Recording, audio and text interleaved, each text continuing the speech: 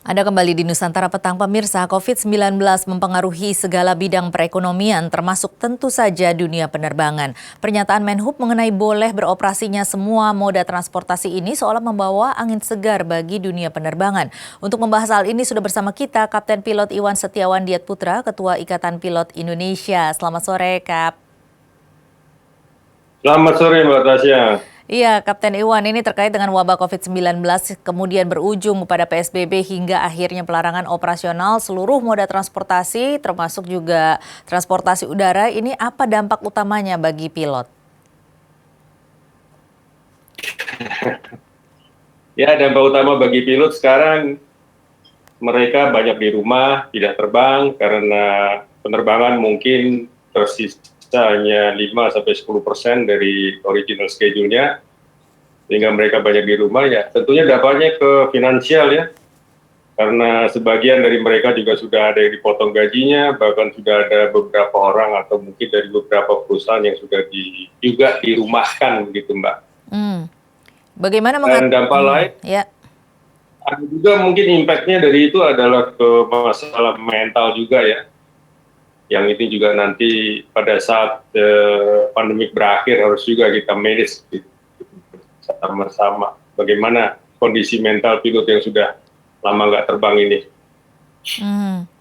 Ini mengenai masalah finansial, bagaimana mengatasinya, Cap, kalau begitu? Apa alternatif yang dilakukan?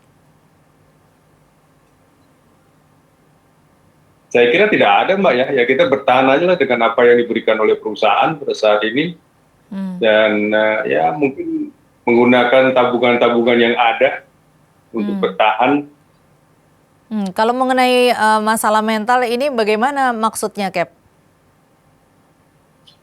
Ya ini kan semua orang saya kira harus jujur juga ya, dengan berlama-lama kita tidak melakukan kegiatan, khususnya kita pilot juga yang biasanya aktif menjadi tidak aktif.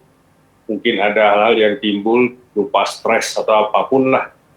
Sementara kalau kita terbang kan kita harus betul-betul siap terbang secara fisik maupun psikis ya.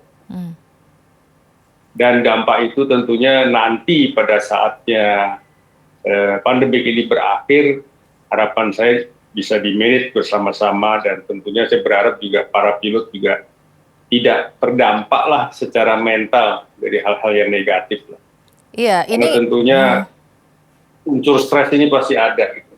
Iya, ini mengenai Kemenhub yang baru-baru ini mengeluarkan kebijakan bahwa boleh kembali beroperasi moda transportasi. Ini bagaimana pandangannya, Cap? Sementara di satu waktu yang bersamaan ini pandemi masih terjadi.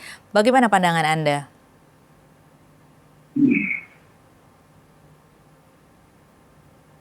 Ya, saya kira di balik semua ini pasti ada maksud lah ya Mbak, maksud baik lah gitu. Mungkin untuk mempertahankan daripada bisnis daripada airline itu sendiri, juga untuk menjaga kebutuhan daripada masyarakat untuk bisa melakukan kegiatannya. Tapi satu hal yang patut dan harus terus dipantau adalah bagaimana cara memanage pilot mau ini bergerak dari satu titik ke titik lainnya, atau katakanlah dari satu airport ke airport lain ya.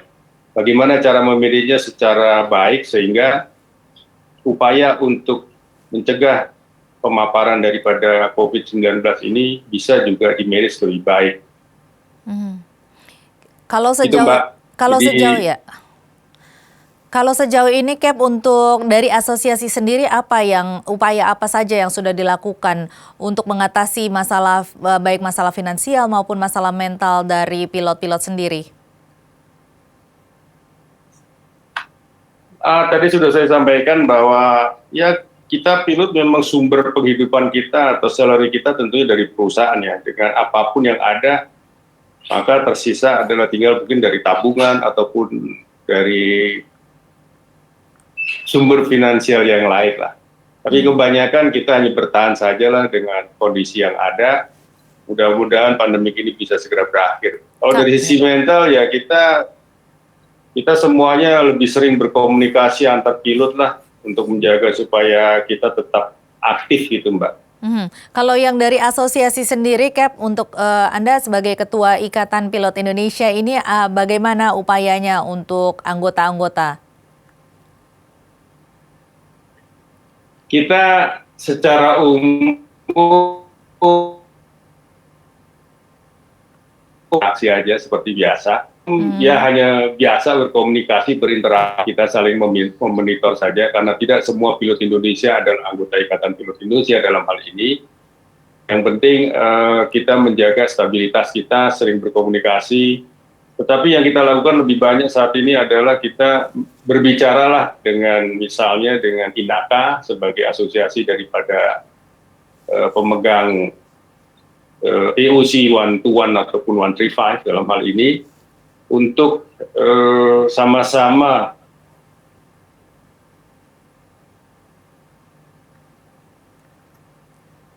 Halo, Cap. perjuangkan bagaimana caranya agar supaya airline industry ini tentunya kita tidak ada pekerjaan jadinya. Dan tentunya dalam hal ini juga kita harus juga sering berkomunikasi dengan regulator, Mbak. Jadi semua stakeholder aviation lah kita sering berkomunikasi. Dan bagaimana upayanya, caranya agar supaya airline industri ini tetap. Sejauh ini bagaimana tanggapannya dari hasil komunikasi tersebut, Cap? Ya untuk sementara semuanya berpikir positif, Mbak. Tetapi kembali lagi bahwa hal itu semuanya karena tidak pernah dirumuskan ya sejak awal secara rinci, secara baik. Kita jadi akhirnya harus sabar untuk berproses dalam hal ini. Kalau Anda boleh mengkritik pada saat ini, apa saja hal-hal yang ingin Anda kritisi?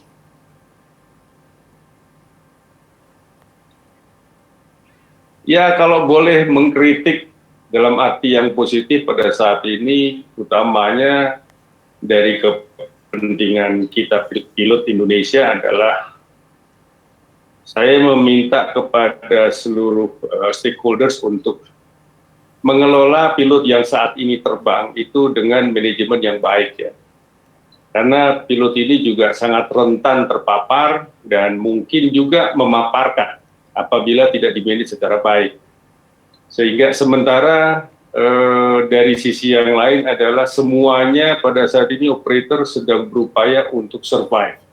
Salah satu caranya survive adalah terbang atau terbang untuk revenue tentunya ya, baik membawa penumpang ataupun kargo. Dalam hal ini sekarang kita lebih banyak untuk beroperasi dengan kargo dan mungkin ada penerbangan khusus yang diizinkan untuk membawa penumpang. Saya kira itu yang sementara ini bisa kita lakukan, Mbak. Kemudian apa harapan Anda terhadap, jadi Anda ini sebenarnya mendukung untuk kembali beroperasi moda transportasinya atau untuk sementara tidak dulu atau seperti apa, Cap?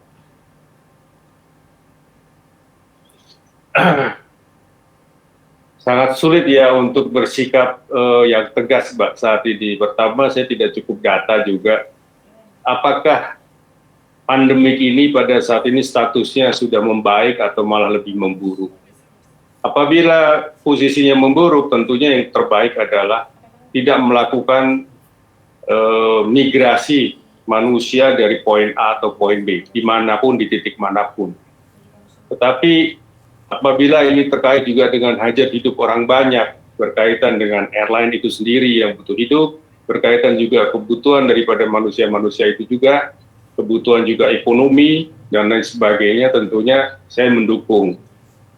Tetapi dengan catatan, semuanya harus berlangsung sesuai dengan protokol kesehatan yang berlaku. Dan juga yang paling utama adalah kontrol terhadap jalannya protokol tersebut. Sebagai contoh yang mungkin bisa kita pikirkan bahwa apabila orang melakukan sebuah penerbangan, bagaimana caranya dia ketika datang di airport, kita detect bahwa dia itu negatif.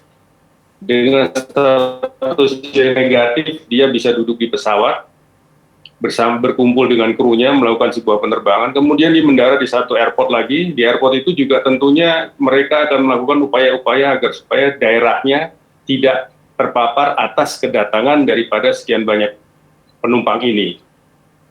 Selanjutnya, krunya kembali lagi lah mungkin penerbangannya. Nah, semua proses ini tentunya bagi kru sangat berisiko ya Mbak ya. Nah, disitulah sebetulnya yang kita ingin minta untuk tolong kru ini diperhatikan proteksinya. Bagaimana cara melindungi mereka agar supaya mereka tidak mudah terpapar.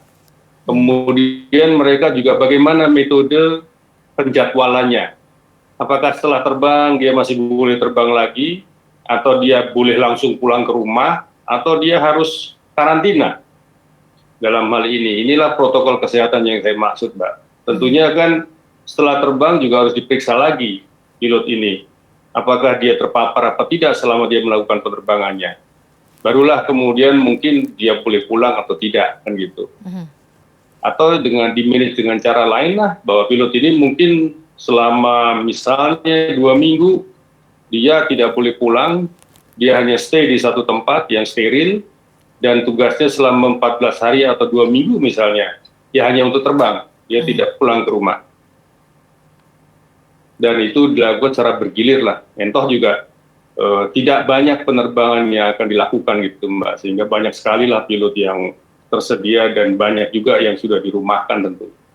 Oke, kalau untuk masalah finansial dan juga masalah mental, apa harapan Anda untuk pemerintah bagi para pilot ini, Cap?